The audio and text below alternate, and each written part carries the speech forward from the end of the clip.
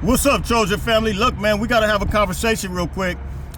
We did a brief recap on the spring game, what was the spring game, and how things unfolded.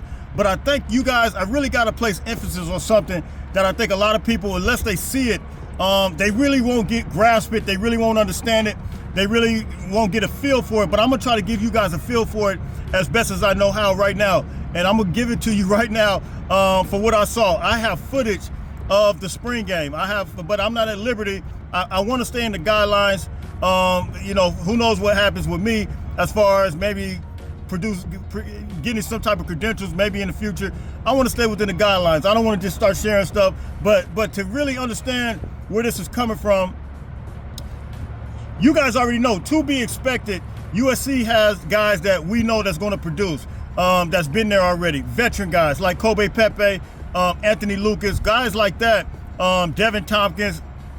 Devin Tompkins is my breakout player of the year. I told you guys that.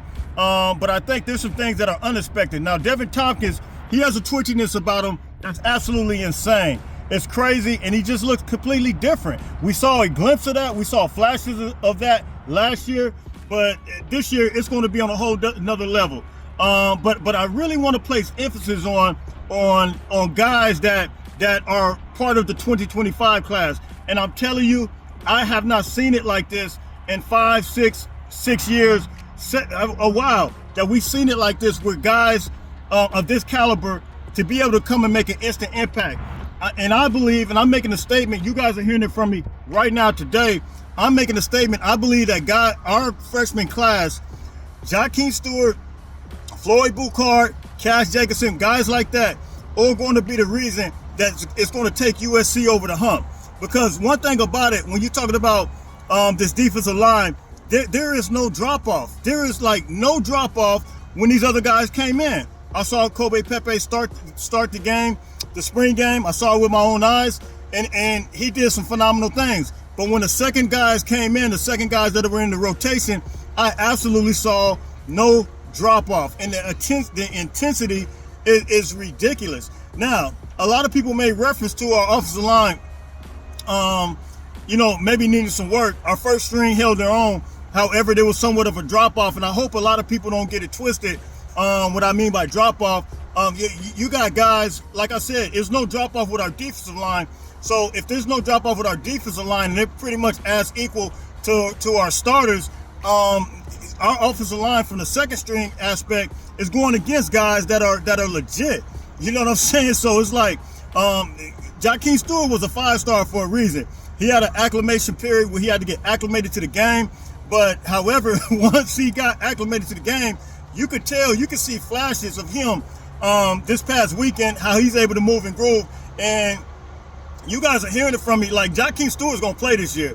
Now, I'm curious to see how this is going to work out. And this was so heavy on my mind. You guys see, I had to stop. I haven't did a stop like this in a minute. Sometimes you just got to pop out and you got to stop, really reflect, and really think about like what's really taking place. Like USC is probably going to be a very special team based on the defensive line, based on some of the things I saw from Jakeem Stewart. How is this going to work? Like Anthony Lucas, he was there, but he wasn't suited up. Keyshawn Silver, you still got him. Of course, you guys know John Jarrett, he's legit.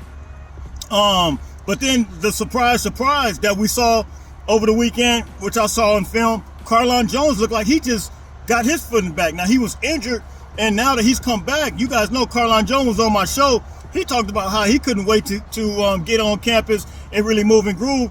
And then he came on campus and was injured. However, now he got his footing back, and so now it's really go time. It's on and popping. It's on and cracking. So I'm very curious to see how this is all going to come together, because this defensive line, and some say this, that we probably overstacked the defensive line and probably didn't include the offensive line when we tried to approach, building depth. Now, I would say this, from a defensive line standpoint and how we were the past couple of years, I don't think you can overstack anything with our defensive line, because we were absolutely lost in the sauce. We could not stop anything.